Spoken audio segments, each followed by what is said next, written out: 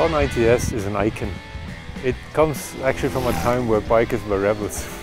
It's a cool bike from the 70s, and the bike has a real great soul. It was the first bike which had a designer working on it, and we decided to bring out this old jewel and recut it in a way that nobody expected from BMW Motorrad. We were looking for a partner with the right spirit and knowledge how to build a high-performance bike. And we found him, actually in California.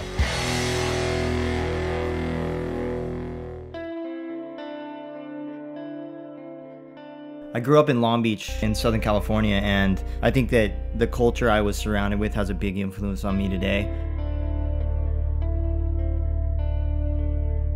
Motorcycles are a huge part of my life. It's really how I express who I am and what I'm about. It seems that no matter what I look at, it has an influence. And when BMW approached us to do the R90S homage project, I was really excited about it, but at the same time I was also very curious as to where we would start and where they wanted us to finish up. I mean, the biggest challenge was we needed to convince Roland Sands to build this bike for us. I thought of bringing over some sketches to him, but then we got to bring him a prototype of this bike.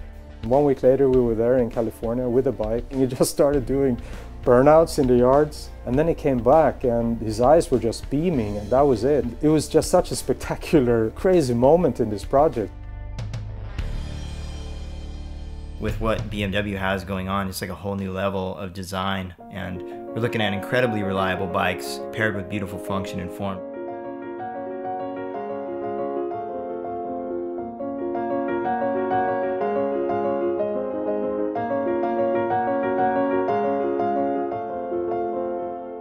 What I really love about motorcycle design is that you get to design every bit and piece of the bike. But that's also the challenging bit, because you got to understand every piece and bit of the motorcycle.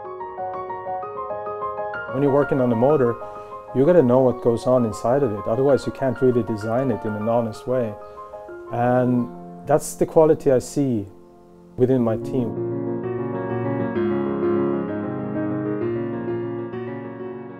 What I think is interesting with this motorcycle, somehow it also reflects the spirit in the design studio. Because a lot of people out there, they think that we're like these super clean-cut guys running around in white lab coats and, working on computers that creates motorcycles in a magical kind of way. Yeah, on one hand it might be true, right? We're a very high-tech company. On the other hand, we're really a bunch of garage rats. And guys are welding and grinding and getting dirty. And this combination, I think, is just the coolest thing, right?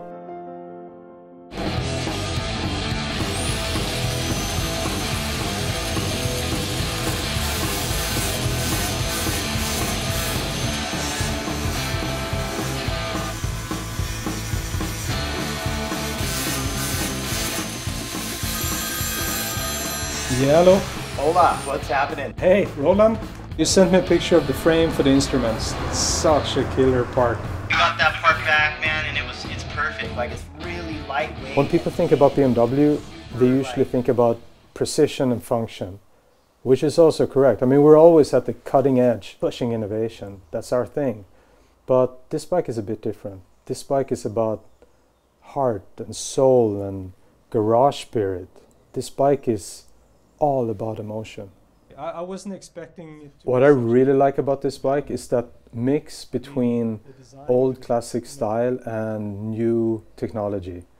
Like, the bodywork is very simple, very clean. It really captures that pureness of the R90S. And then we have all the technology where everything is just littered with the best parts you can get that really speaks high performance. When BMW came to us and said they wanted to do the R90S homage bike, it was a really big project just in general, but we really attacked it from both ends. So it was not only aesthetically correct, but then the fully functional aspect of it as well.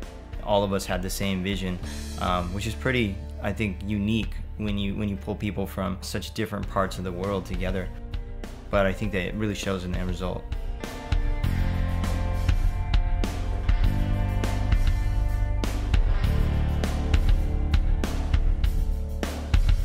I think for me, a motorcycle is easily the purest execution of an idea, it's all exposed, you know? The engine's all out there.